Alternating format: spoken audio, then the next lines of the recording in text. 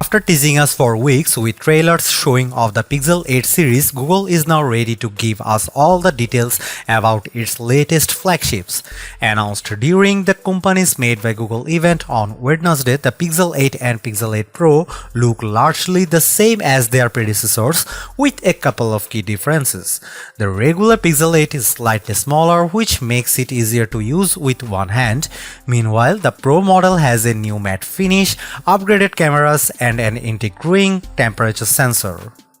Across the Pixel 8 series, we are also getting the company's Tensor G3 processor, assistant improvements, and notably 7 whole years of Android and security updates. So you might actually be able to hang on to your Pixel flagship for a lot longer than before. Now we will just have to wait and see if the Pixel 8 and Pixel 8 Pro do enough for you to want to keep them around for years to come.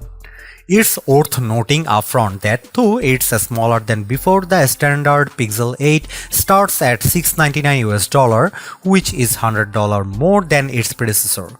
That seems a little counterintuitive, but the slightly smaller display actually refreshes at up to 120Hz now, which is better than the 90Hz last year. Meanwhile, the Pixel 8 Pro cost $999, another $100 increase over the Pixel 7 Pro. You can find a slew of pre-orders offers from Google and most carriers to sweeten the deal. Of all the changes coming to Google's flagships, I am most intrigued by the new temperature sensor on the Pixel 8 Pro.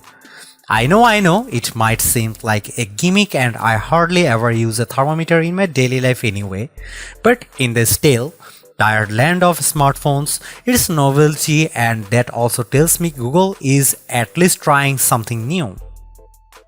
The temperature sensor sits below the flash on the Pixel 8 Pro's camera bar.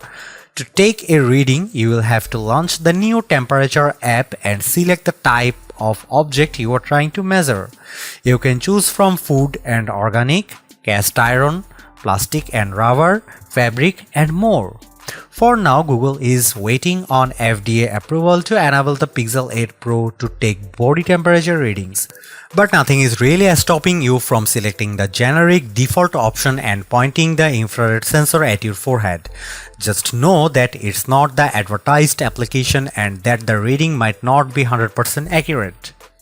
With the existing app and algorithms, too, you can check the temperature of bath water before putting your child in it, or make sure your cast iron pan is hot enough before sticking your stick in it. There are plenty of ways to use the sensor, but most of us have survived this long without carrying a thermometer everywhere. I am not sure we will suddenly start relying on it, and it's entirely possible this feature goes the way of the solid radar Google introduced on the Pixel 4. Still, at least based on my few attempts at using the Pixel 8 Pro to scan things, the system appears to work. I stuck the sensor within an inch or two of iced water and warm coffee, and within 5 cm or 2 inches is recommended for best results. It took barely a second for the measurements to appear on the app, and the results all seemed accurate.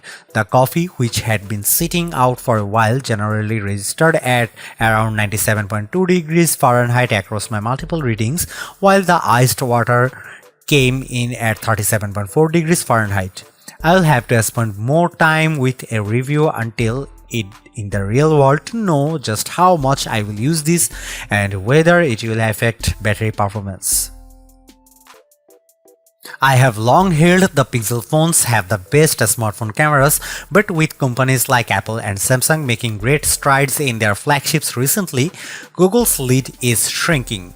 The company was late to shift to multi-sensor setups, relying heavily on its software prowess to make up for lacking hardware in the past. In recent generations, we have seen a more balanced approach, with Google introducing slightly sharper cameras while continuing to update its algorithms to boost clarity and color.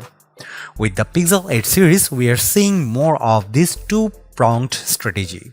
The Pixel 8 Pro is getting a sharper 48 megapixel ultra-wide camera, while the telephoto system's 48 megapixel sensor is using a lens with an improved f2.8 aperture but slightly wider field of view than last year. Its primary camera has the same 50 megapixel setup as before, though Google says its f1.68 lens has 2x optical quality compared to last year's f1.85 glass. Meanwhile, the standard Pixel 8's main camera is the same as the Pixel 8 Pro's, which is slightly better than the Pixel 7. Its one other rear sensor is also pretty much identical to the last generations. The hardware might be a small upgrade, but the more significant changes lies in the software. Google has redesigned its camera app to make manual controls easier to reach. With the new layout, there are two buttons at the bottom that let you switch between photo and video capture.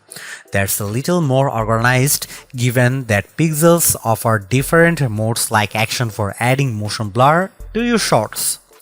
This redesign also enabled Google to throw in a Pro mode, giving you manual control over settings labeled as brightness, shadow, white balance, as well as capturing stills at the full resolution of 50 megapixels. You will have to go into setting to switch on manual mode, and doing it will turn off the auto lens switching feature. I discovered this feature I was using the Pixel 8 Pro to get super up close with a flower at the demo space so I could check out the improved macro focus. But because I had activated manual mode, the lens wasn't changing on its own when I pushed the device into the pedals. With its sharper ultra-wide sensor, the Pixel 8 Pro can get even closer to subjects and still keep focus. This year's Pro model will work up to 2 cm away, while the standard Pixel 8 gets macro support for the first time has the same capability as the Pixel 7 Pro. That means it can get as close as 3 cm.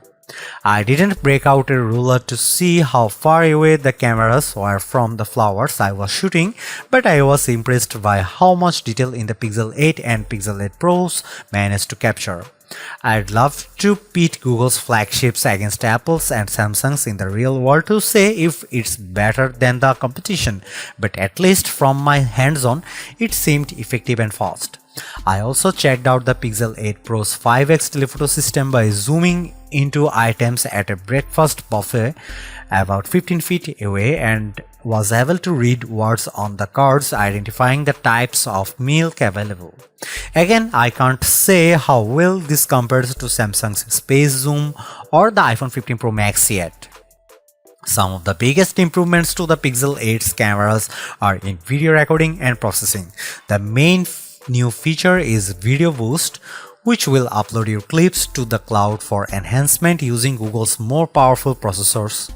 These include applying HDR+, enhanced color grading, and for the first time, night side video. In a sample, Google showed me a scene of someone seemingly kicking a ball into a net by themselves in the dark. Looked so much brighter after Video Boost that I was able to see that there was a second person in the shot. I am a bit skeptical about this feature because it requires you to send a file to Google servers and it's not clear how long it will take for the results to come back. The company said it could be a few hours or longer depending on the length of the video. It's also coming later this year and won't be available at launch, so there is still some time before we can check it out for ourselves. I am more intrigued, however, by the Google is calling Audio Magic Eraser. Just as the Magic Eraser for images can improve photo bombers in the background, this new tool can reduce background noise in your videos. I was shown a sample video of a street performer playing on an instrument and a siren blaring by, overpowering the music. After Audio Magic Eraser was applied, the sound of the passing vehicle was noticeably reduced. Though it was not completely eliminated, it was definitely less distracting. There are plenty of other new features coming to the Pixel 8 series, including an improved best take that lets you pick your favorite shot of each person in a group photo. Magic Editor, which was introduced at Google I/O this year, will also be available when the new flagship launch. Finally, the Pixel 8 Pro's 10.5 megapixel selfie camera is getting autofocus, While the regular Pixel 8 also has a 10.5 megapixel selfie sensor but with fixed focus.